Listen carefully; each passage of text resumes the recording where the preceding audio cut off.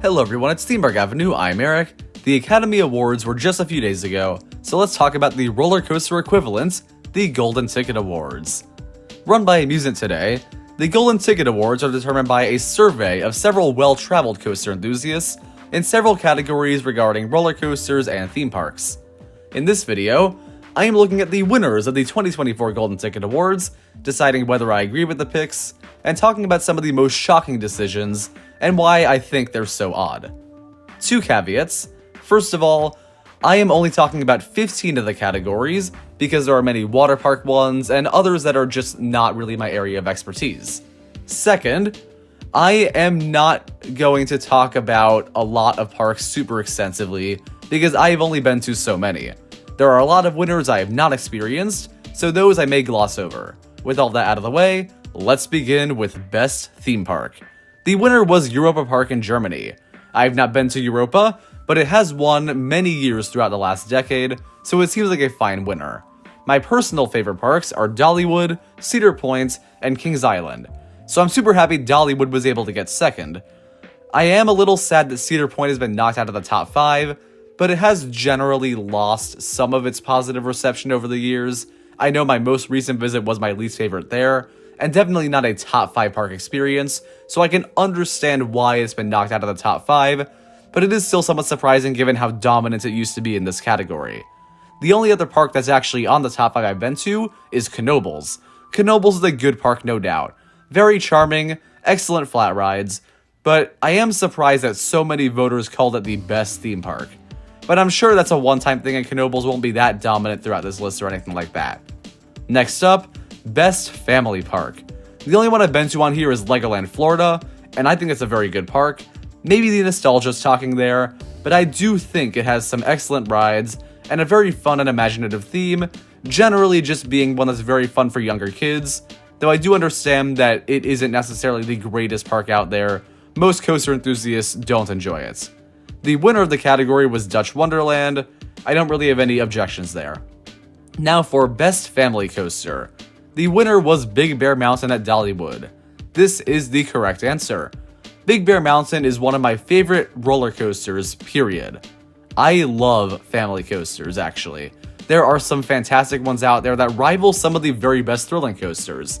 I wouldn't necessarily rank them super high on a top 25 list, but they are great. So frankly, I think top 10 family coaster list could be in the making for this channel.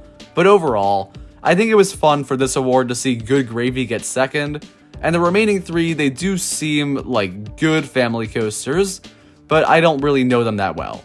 Overall, I'm just happy Big Bear Mountain won, because that ride is a masterpiece. Now for Most Beautiful Park.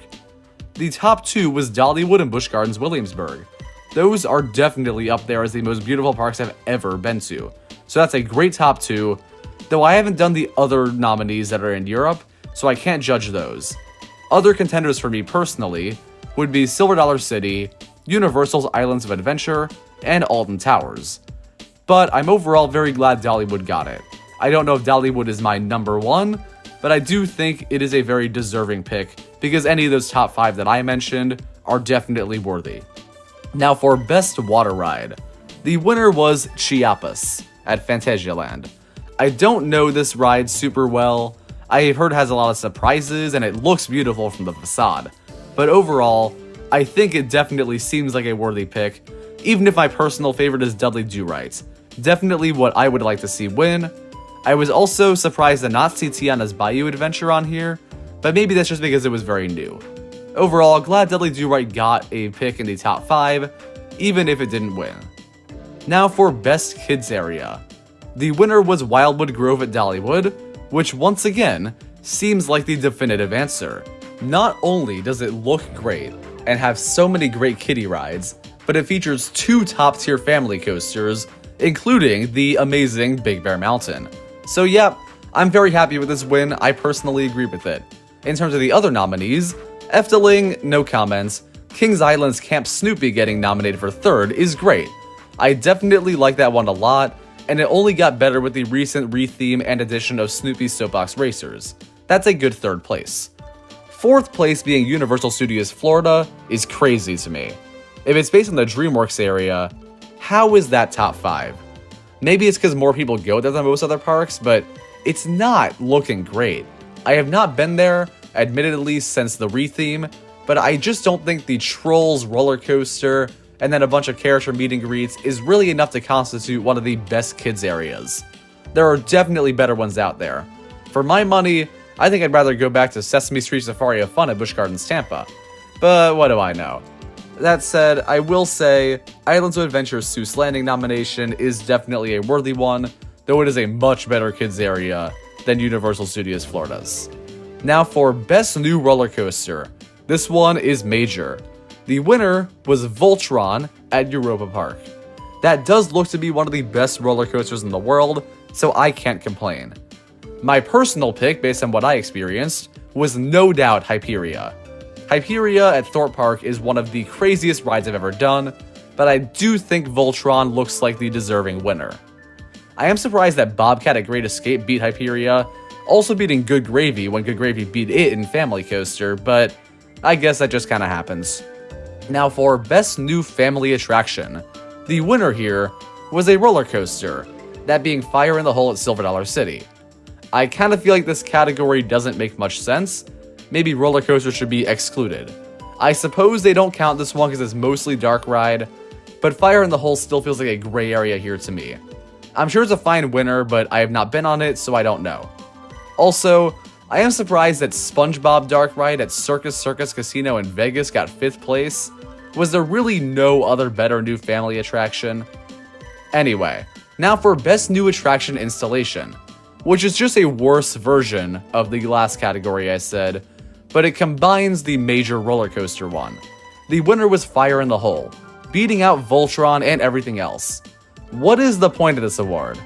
Well, according to Wikipedia, it's not based on the ride quality as much as the innovation and impact and whatnot. And that feels odd to me, because I definitely think Voltron should win in that regard. I don't think anyone's been talking about Fire in the Hole at Silver Dollar City all that much, but Voltron has been all the rage in the roller coaster community for the last little while. Frankly, this award seems kinda crazy to me, and if it was determined by the same voters as the other ones, I'm still very surprised that Fire in the Hole was the winner. Now for Best Guest Experience. The winner was Dollywood, and Holiday World and Kings Island made top 5. Those 3 parks are my top 3 for guest experience, so I couldn't be happier. Great results. On the other hand, Best Dark Ride had the worst results probably. The winner was Star Wars Rise of the Resistance at Hollywood Studios. Fine, I haven't done it, I've heard great things though.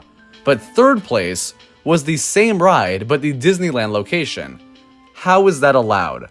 I do not think duplicate rides should be able to take up 2 spots out of the top 5. I think they should have been combined into one thing on whatever voting polls were put out, and people would only vote based on Rise of the Resistance, period. Especially when it's dark rides, because roller coasters, you can get different experiences depending on where the ride is, and all that sort of thing. Dark rides are built the exact same way. Imagine if Harry Potter and the Forbidden Journey took up 4 spots in the list. It'd be insane. And as a result of this being allowed, a great possible 5th placer did not get shouted out. My personal pick for the winner would have been Amazing Adventures of Spider-Man at Islands of Adventure, and I feel like that probably had a chance of being 5th based on previous year's results. That said, I'm glad Jurassic World Adventure at Universal Beijing got a shout out, because that ride looks stellar. Good thing there's not a 3rd Rise of the Resistance clone out there. Now we have Best Food. Not a category I think about too much when I go to a park, but the winner was Knoebels, and that has great potato cake, so I can't really argue with that. Silver Dollar City and Dollywood both got top 5, and their cinnamon bread is phenomenal, so I am very happy with that result. There's not much else for me to say, but yeah, good category. Now we have Best New Theme Concept. I don't know what this means, but the winner was Good Gravy at Holiday World, perhaps because of how funny the theme is. I'm sure Voltron, the 2nd placer, has a much more involved theme, but it is still really funny to see Good Gravy win that category, so as pointless as this one seems, I am pretty happy with that result. I will say, I'm surprised Iron Menace got 3rd place. I don't know much about Iron Menace's theming. I know what the story is generally, but I feel like it better have some darn great theming and storytelling if it's beating the replacement for Splash Mountain and a shooting dark ride that takes place inside of a mountain. This is kind of crazy to me, but I guess good on Dorney.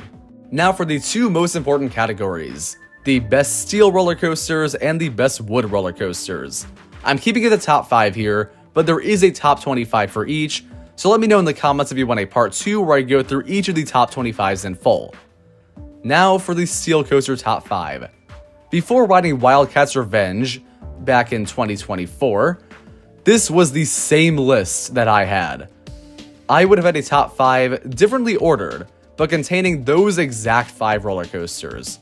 Personally, my 5th to 1st placements would be Velocicoaster, Millennium Force, Fury 325, Steel Vengeance, Iron Gwazi.